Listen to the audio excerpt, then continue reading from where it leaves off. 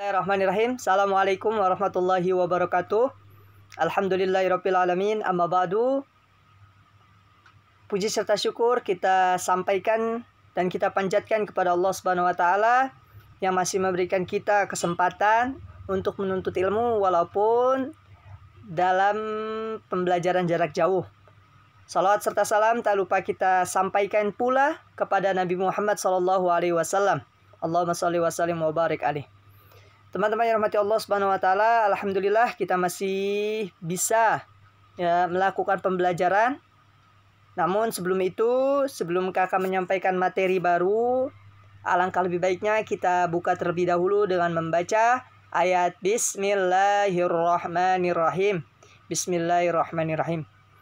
Teman-teman yang rahmati Allah Subhanahu wa taala, silahkan dibuka buku SKI-nya di halaman 29. Ya, dibuka bukunya di halaman 29. Di materi sebelumnya kakak sudah menyampaikan seputar pembinaan yang Rasulullah lakukan kepada masyarakat Madinah. Yang pertama yaitu dalam bidang agama, yang kedua dalam bidang sosial, yang ketiga dalam bidang ekonomi, dan insya Allah yang keempat yaitu dalam bidang pemerintahan kita akan bahas pada pagi hari ini. Adapun pembinaan Rasulullah SAW dalam bidang pemerintahan, sejatinya dan hakikatnya pertahanan sistem yang dilakukan oleh Rasulullah SAW yaitu dipandang sudah sangat baik, sudah cukup baik untuk digunakan. Ya, karena mengapa? Karena mengingat cara-cara yang Rasulullah SAW lakukan untuk mempertahankan dan mengamankan sebuah negara ini sudah terbukti berhasil dan sangat bagus maupun sangat baik. Terus bagaimana caranya, Kak? Ya, adapun cara-cara yang Rasulullah lakukan dalam membina masyarakat Madinah dalam bidang pertahanan, yang pertama yaitu mengutamakan cara damai dalam menyelesaikan berbagai masalah. Ya. Perang hanya dipakai untuk mempertahankan diri serta mempertahankan kedaulatan wilayah umat Islam. Ya, kita ketahui bahwasanya Rasulullah SAW bukan hanya menyampaikan atas risalah Allah Subhanahu wa taala kepada seluruh umatnya, namun Rasulullah juga mengajarkan bagaimana kita berdamai, mensejahterakan, serta memperbaiki masyarakat ketika itu. Ya, salah satunya dengan cara apa? Mengutamakannya dengan cara damai. Ya, untuk menyelesaikan setiap permasalahan. Ya, karena ketika itu seringkali kebiasaan orang-orang Quraisy maupun kebiasaan umat di Madinah ketika itu sering kali terjadi percecokan maupun perselisihan yang disebabkan oleh masa-masa yang kecil. Oleh karenanya Rasulullah SAW mengutamakan cara damai, mengutamakan cara yang baik-baik, yaitu bagaimana untuk menyelesaikan sebuah masalah. Ya. Kemudian adanya perang, Rasulullah SAW memiliki prinsip bahwasanya hanya dipakai untuk mempertahankan diri maupun mempertahankan agama Islam. Seperti itu. Yaitu juga termasuk untuk mempertahankan kedaulatan wilayah umat Islam. Adapun yang kedua yaitu seluruh kaum muslimin bertanggung jawab atas keamanan dan pertahanan negara. Ya. Jadi semuanya disamaratakan oleh Rasulullah SAW bahwasanya setiap muslim memiliki tanggung jawab untuk menjaga keamanan, kenyamanan, kedaulatan negara Islam atau di Madinah ketika itu.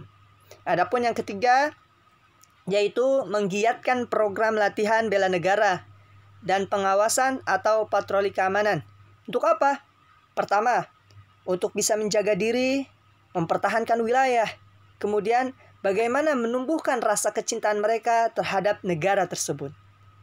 Adapun yang keempat, yaitu mengembangkan properti atau perlengkapan dan peralatan perang melalui pendanaan dari masyarakat. Dana yang diambil dari masyarakat digunakan untuk pengembangan properti ataupun alat-alat pelengkap dalam peperangan, seperti halnya pedang, kemudian tameng, kemudian baju untuk perisai, kemudian baju untuk perang dan lain sebagainya. Ya, semua itu Rasulullah SAW gunakan dari pendanaan dari masyarakat dan digunakan untuk menjaga masyarakat pula, yaitu untuk membina umat Islam di bidang pertahanan. Adapun yang kelima yaitu menggunakan teknik mendahului menyerang pada setiap kali pertempuran.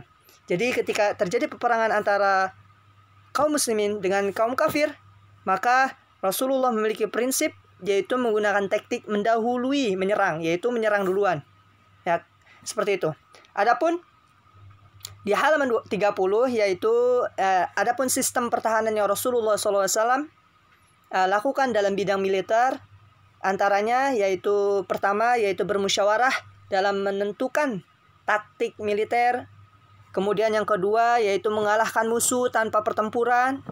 Ya, kemudian meminimalkan jumlah korban. Kemudian tidak mudah marah. Kemudian pendelegasian kepemimpinan pasukan.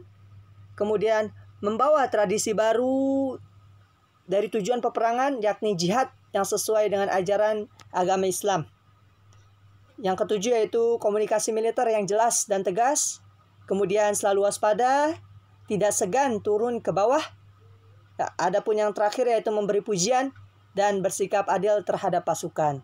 Inilah sikap yang Rasulullah SAW maupun sistem yang Rasulullah SAW pertahankan dalam bidang militer. Ya, seperti itu. Ada 10 bagian. Ya. Adapun untuk rangkuman materi kita pada bab kedua ini, yaitu bahwasanya Rasulullah SAW berupaya untuk membina masyarakat Madinah dalam segala bidang. Yang diantaranya yang pertama yaitu dalam bidang agama. Ya, kemudian yang kedua yaitu dalam bidang sosial. Adapun yang ketiga yaitu Rasulullah membina dalam bidang ekonomi. Dan yang keempat yaitu Rasulullah membina kaum Madinah atau masyarakat Madinah yaitu dalam bidang pertahanan. Seperti itu.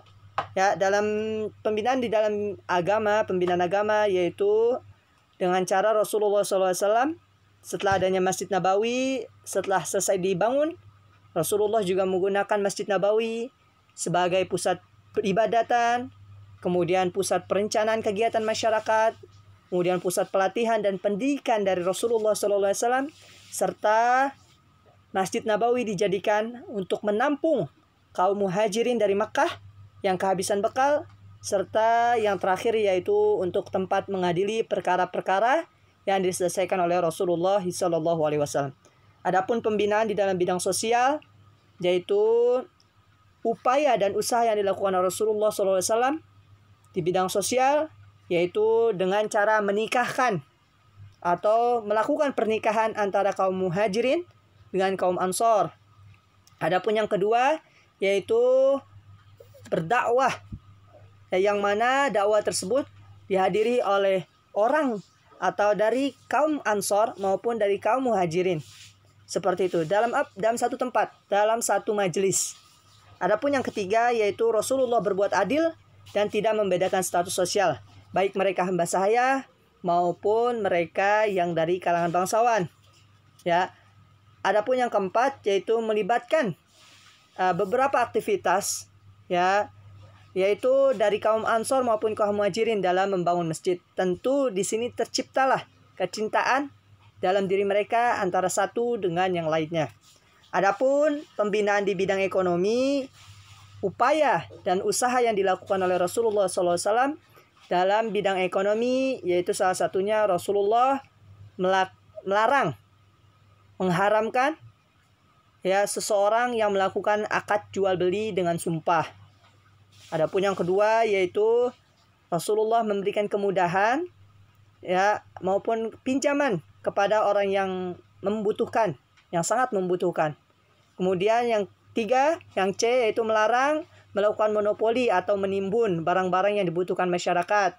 Yang kemarin kakak sudah jelaskan, dilarang kita melakukan atau penimbunan ya barang-barang yang sedang dibutuhkan. Contoh, hand sanitizer yang sedang dibutuhkan di saat pandemi ini, maupun masker yang sangat dibutuhkan saat pandemi ini, dilarang kita menimbun maupun menyimpan ya dengan tujuan untuk harganya agar menjelit atau lebih mahal dan lain sebagainya. Ini dilarang oleh Rasulullah SAW. Adapun yang D yaitu menghindari unsur-unsur riba maupun bunga. Yang selanjutnya yang E dilakukan dengan cara yang jujur, benar dan baik. Yang F bersifat kasih sayang dan murah hati dalam melakukan jual beli. Adapun yang G yang terakhir yaitu menjauhi sifat gharar, yang mana menjual sesuatu yang tidak jelas bentuknya. Ya, yang mana dicontohkan di sini seseorang menjual burung yang sedang terbang di atas langit. Tentu ini tidak jelas, ya, tidak jelas bagaimana mereka memilikinya dan lain sebagainya. Tentu ini yang dinamakan sebuah jual beli yang bersifat gharar, yang belum jelas bentuknya. Adapun pembinaan Rasulullah dalam bidang yang terakhir ya terhadap masyarakat Madinah, yaitu dalam bidang pertahanan. Ya, cara-cara yang Rasulullah lakukan yaitu Rasulullah selalu mengutamakan cara damai. Ya, cara damai dalam menyelesaikan berbagai masalah. Ya, Rasulullah menjauhkan dari sikap emosi dalam bertindak, dalam bersikap. Namun selalu kedamaian yang beliau utamakan. Seperti itu. Ya. Tidak jarang juga terkadang terjadi peperangan. Namun perang yang ditujukan ya yang mana diprinsipkan oleh Rasulullah bahwasanya perang yang terjadi hanya dilakukan untuk mempertahankan diri serta mempertahankan negara atau wilayah umat Islam. Adapun yang kedua yaitu seluruh kaum muslimin memiliki tanggung jawab, berkewajiban atas menjaga keamanan dan pertahanan negara. Yang ketiga yaitu dengan adanya menggiatkan program latihan bela negara dan penguasaan atau patroli keamanan. Yang keempat yaitu mengembangkan properti atau perlengkapan ya dan peralatan perang melalui pendanaan dari masyarakat ketika itu. Adapun yang terakhir yaitu menggunakan teknik mendahului menyerang duluan ya pada setiap kali pertempuran yang terjadi ketika itu. Ya, jadi di sini kesimpulan di bab yang kedua bisa kalian baca di halaman 31 sampai di halaman 32. Kakak kira cukup materi kita sampai sini. Kurang lebihnya kakak mohon maaf apabila ada kesalahan dalam pengucapan maupun penyampaian. Kakak meminta maaf yang sebesar-besarnya karena sejatinya bahwa kesalahan adalah dari kakak yang kakak sampaikan, itu dari kakak pribadi. Sedangkan kebenaran yaitu dari Allah Subhanahu wa taala melalui lisan kakak. Seperti itu. Kurang lebihnya kakak mohon maaf. Marilah kita tutup dengan baca ayat Alhamdulillahirabbil alamin. Alhamdulillahirabbil alamin. Assalamualaikum warahmatullahi wabarakatuh. Waalaikumsalam warahmatullahi wabarakatuh.